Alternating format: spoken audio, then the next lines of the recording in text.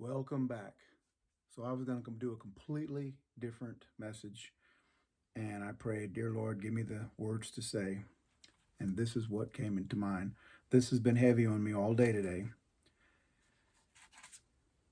Revelation 3:16. This is Jesus speaking of the lukewarm church. So then, because you are lukewarm and neither cold nor hot, I will vomit you out of my mouth. Today, and I was speaking with a coworker about his church experience today, and I was in shock. I asked him, I said, so what did you go over? What did you talk about? And by the way, the Band-Aid, it's been a long week. I'll tell you later. So I'm asking him about it. He said he talked about trees. He talked about trees. That was it. That's all he could talk about. He says, well, I went to church and they talked about all the trees listed in the Bible. And I said, that was it? I said, didn't you talk about Jesus? And he became defensive. And I started thinking. So we tried a new church out. I say a new church for my wife and I, and a couple of them. And one that we went to, the pastor's up there, one I'd been to before, where the pastor used to have a little fire. And he said, well, I didn't really want this job.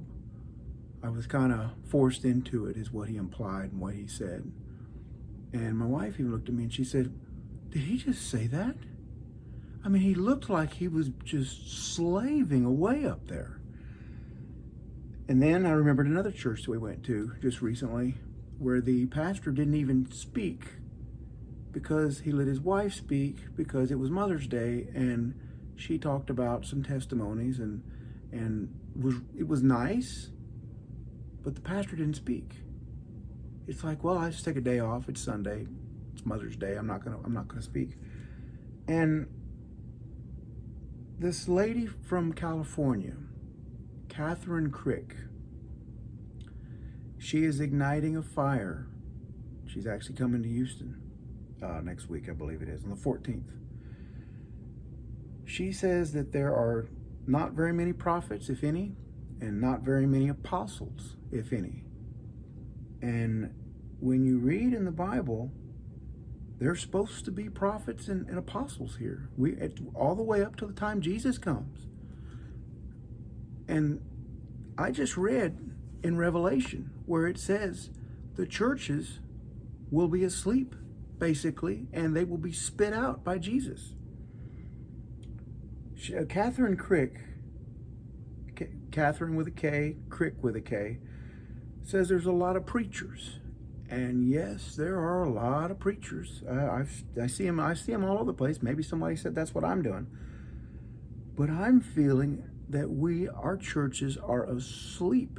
Come on, we're going to talk about trees all day.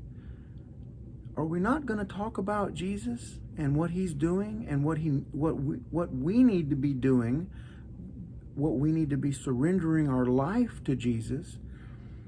And it's not like the community's asleep. The community's on fire. France is on fire. There are so many places that crime has exploded. Shootings, stabbings, theft. Crime has just exploded. We need the church to wake up. There's no other way. We need to wake up. I woke up in 2020 when I gave my life to Christ. But I need to become more active. And I will. If it's the Lord's will, I will. Check out Catherine Crick. She claims to be an apostle, which means she heals the sick, casts out demons, and preaches the word of the Lord.